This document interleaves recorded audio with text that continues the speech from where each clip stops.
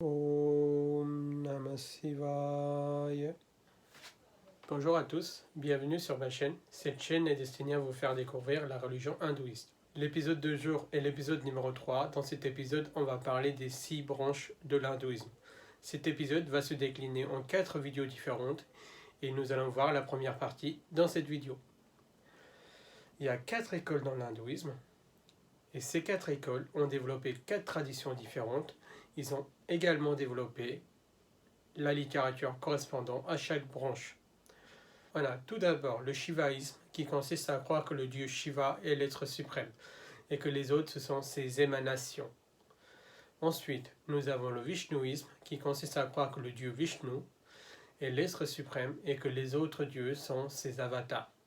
On a également le shaktisme qui consiste à croire que la déesse Shakti est la déesse suprême et que tous les autres dieux tirent leur pouvoir d'elle. On a enfin la tradition Samartha qui consiste à croire en un Dieu unique, impersonnel, non identifié, qui s'appellerait Brahma. Non, ce n'est pas le Brahma qu'on a vu dans la vidéo sur la Trinité.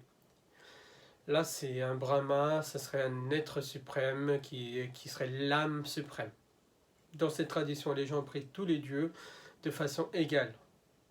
On vient de voir les 4 écoles, mais en pratique, il y a 6 branches. Les 3 principaux sont le shivaïsme, vishnouisme et shaktisme. Et les 3 autres ont pour dieux principaux Ganesh, Muruga et le dieu soleil. Nous allons commencer par le dieu soleil, Suryadeva. Selon ces traditions, le dieu soleil serait à l'origine de toute vie sur terre et que les autres seraient ses émanations. C'est une tradition assez ancienne qui n'a plus beaucoup d'adeptes de nos jours. Le Suryadeva, il intervient surtout dans la mythologie hindouiste. À ce titre, il intervient dans Mahabharata. Mahabharata, c'est l'épopée indienne dans laquelle Krishna, l'un des avatars de Vishnu, fait l'enseignement de Gita, appelé Bhagavad Gita. Ce livre, sacré pour les Indiens, est utilisé dans les tribunaux indiens pour prêter serment. Au même titre que la Bible, dans Mahabharata, le dieu soleil a un fils qui s'appelle Karna. C'est une bonne personne, mais qui s'est retrouvé de mauvais côté pour l'amitié. Il est souvent cité comme le meilleur ami possible. C'est qu'il faudrait avoir un ami comme lui. Il a fallu beaucoup de stratagèmes et de ruses de la part de Krishna et l'intervention de d'autres personnes pour le vaincre, parce qu'il était quasiment invincible. On fera une autre vidéo sur lui, spéciale. De nos jours, quelle que soit leur croyance, les hindous doivent faire ce qu'on appelle le Surya Namaskara, c'est-à-dire aller prier Dieu Soleil tous les matins.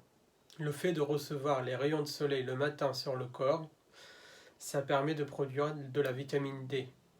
L'hindouisme, c'est avant tout une science de vie, une manière de vivre avant d'être une religion. Je vous retrouve dans la deuxième partie de cet épisode pour vous parler de la tradition shaktiiste. En attendant, n'hésitez pas à commenter, à liker et vous abonner.